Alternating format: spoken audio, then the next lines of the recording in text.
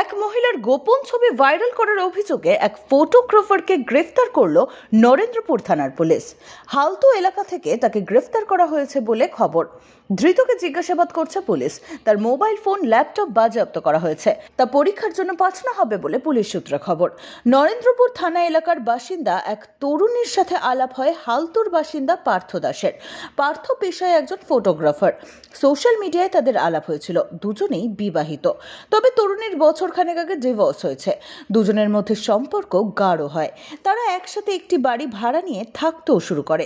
যদিও রাতে ওই বাড়িতে থাকতো না যুবক। তরুণীর কাছ থেকে 2 লক্ষ টাকাও নেয় বলে অভিযোগ। তরুণীর অভিযোগ, দুজনের ব্যক্তিগত শারীরিক সম্পর্কের ছবি ও তরুণীর ছবি ভাইরাল করে দেওয়ার হুমকি দেয়। এমনকি সেই ছবি তার তরুণীর প্রাক্তন স্বামীর কাছেও পাঠায় বলে অভিযোগ।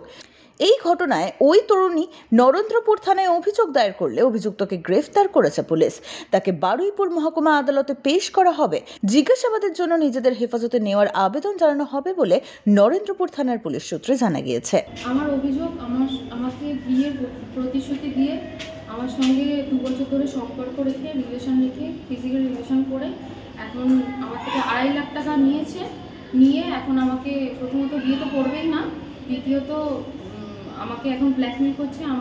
আমার অজান্তে আমার ভিডিও আর আমার ছবি তুলে আমাকে ব্ল্যাকমেল করা হচ্ছে যে এগুলো ভাইরাল করে দেওয়া হবে। আমি সেই জন্যই আমি এখানে এসেছি এফআইআর করতে।